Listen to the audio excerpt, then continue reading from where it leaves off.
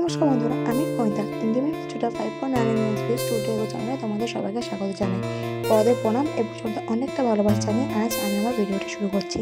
তো বন্ধুরা, video title আর thumbnail থেকে বুঝতে পেরে গেছো আজ আমি কী নিয়ে ভিডিও করছি। হ্যাঁ, ঠিক ধরেছো, আজ আবার আমি আমির নিয়ে চলে এসেছি। এর আগেও আমার চ্যানেলে আমি একটা আমির নিয়ে ভিডিও পোস্ট করেছিলাম, তাই আবারও ভাবলাম তোমাদের জন্য আমির নিয়ে ভিডিওটি পোস্ট করা যাক। তো চলো ভিডিওটা শুরু করা যাক। তো বন্ধুরা, আগের দিন আমি যে ভিডিওটা আমার অ্যাকাউন্ট থেকে আপলোড করেছিলাম সেটি শুধু ভিউটা নিয়ে। আজ আমরা ভিউ দেখব, প্লাস আমিরের কিছু ইতিহাস মানে আগেকার ঘটনা নিয়েও একটু তোমাদের সঙ্গে আলোচনা করব, তোমাদের বলবো। ভিডিওটা প্রথম থেকে শেষ পর্যন্ত দেখো। ভালো লাগলে একটি লাইক এবং সাবস্ক্রাইব করে দেবে, আর নেক্সট কীরকম ভিডিও দেখতে যাও সেটা কমেন্টে জানাবে। জয়পুর শহর থেকে ঠিক 10 কিলোমিটার দূরে এক সুন্দর পর্বতে ঘিরে থাকাই আমির কেল্লা, যাকে অনেকে আম্বের প্লেসও বলে থাকে।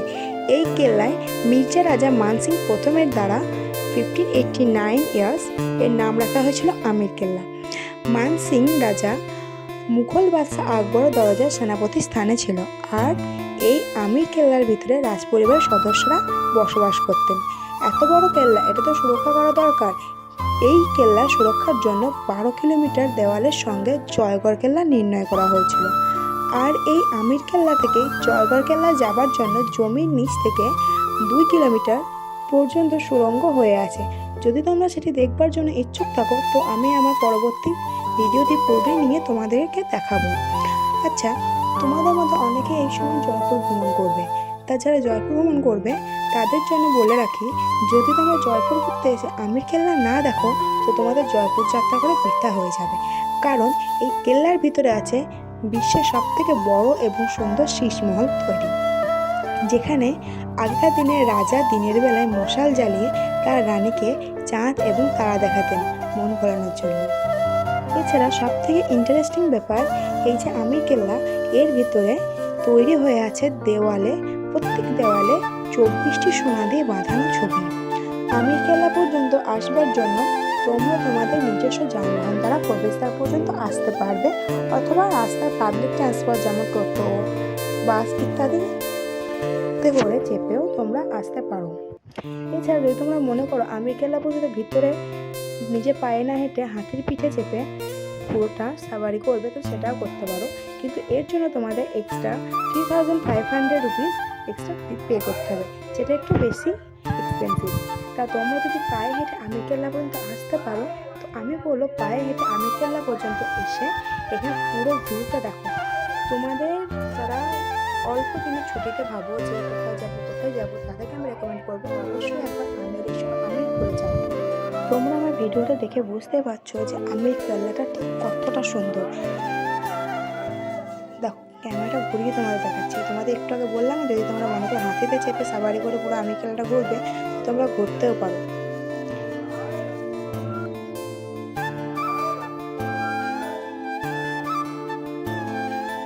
আমির কেল্লার মধ্যে সব থেকে সুন্দরতম বাইরের যে দৃশ্যটা থেকে তোমরা দেখতে পারবে তা হচ্ছে এই যে অনেকক্ষণ ধরে পাখি বসে থাকে, অনেক ধরে পাখিগুলো যখন ঝাঁকে ঝাঁকে উড়ে যায় সেটি দেখে তোমাদের চোখ জুড়িয়ে যাবে। এই যে ওপরের ভিউটা দেখো, এই ভিউটা দেখে তোমাদের মধ্যে কেউ বলতে পারবে যে আমরা না গিয়ে থাকতে পারবো। এইসব ভিউ থেকে কেউ না আসে তোমরা থাকতে পারবে না।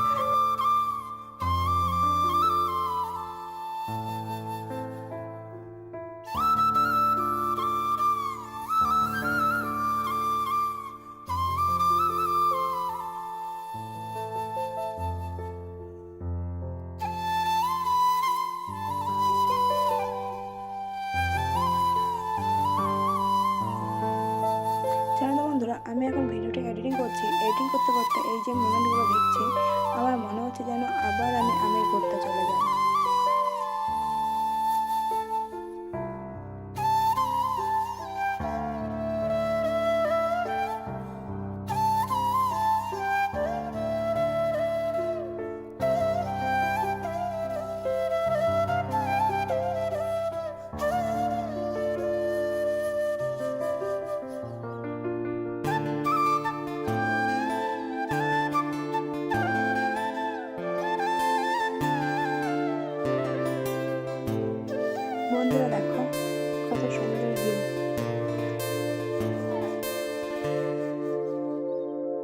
বন্ধুরা, আজকের ভিডিওটা এতটাই।